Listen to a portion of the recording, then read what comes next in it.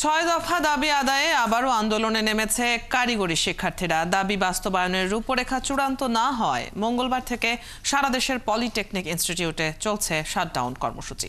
বন্ধ রয়েছে ক্লাস ও পরীক্ষা। শিক্ষার্থীরা বলছেন দাবি না মানা পর্যন্ত তারা আন্দোলন চালিয়ে যাবেন। সবুজ মাহমুদের প্রতিবেদন।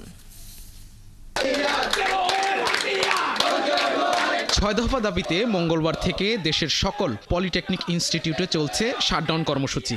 দাবিগুলো পূরণ না হওয়া পর্যন্ত ক্লাস ও পরীক্ষা বর্জনের ঘোষণা দিয়েছেন শিক্ষার্থীরা।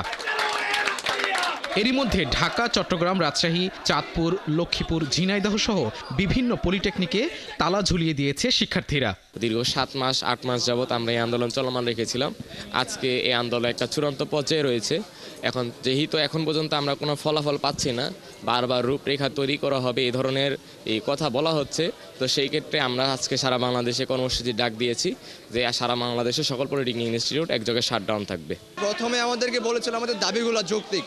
পরবর্তীতে যখন আমরা আন্দোলন স্থগিত করি, ডিজি মহোদয় আমাদেরকে বলে আমাদের কিছু কিছু দাবি অযৌক্তিক, যেখানে ক্রাফটের বিষয় সবচেয়ে বড় ঝামেলার বিষয় আমাদের পলিটেকনিকে। ইতিমধ্যে রংপুর, লক্ষ্মীপুর, কুড়িগ্রাম, তারপর আরও যত পলিটেকনিক আছে সবাই একযোগে কর্মসূচিটা পালন করতেছে।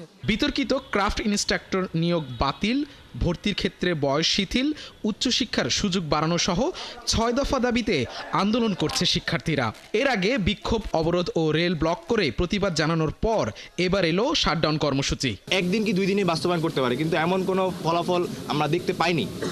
বিগত আমাদের প্রায় 2বার বৈঠক হয়েছে, 3বার লাস্ট যে মিটিং ছিল সাথে সেই মিটিং নিয়ে 3বার বৈঠক হয়েছে, কিন্তু আমরা এখনও কোনো বাস্তবায়িত ফলাফল দেখতে পাইনি। তো আমাদের যে কয়দিন ক্যাম্পাস শাটডাউন থাকবে, এই কয়দিনের মধ্যে আমাদের সরকার কর্তৃপক্ষের কাছে আন্তরিকভাবে অনুরোধ থাকবে, সেটা হচ্ছে কারিগরি সংস্কার কমিশন দ্রুত থেকে দ্রুত সময় বাস্তবায়ন করা হোক। তাহলে আমরা শিক্ষার্থীরা হয়তোবা কিছুটা হলেও আশ্বাসে আমাদের ক্লাসরুমে ফিরে আসতে পারবো। এদিকে পলিটেকনিক শাটডাউনে যেন জনদুর্ভোগ না হয় সেই বিষয়টি মাথায় রেখে দাবি আদায় না হওয়া পর্যন্ত শান্তিপূর্ণভাবে আন্দোলন চালিয়ে যাওয়ার ঘোষণা দেয় তারা।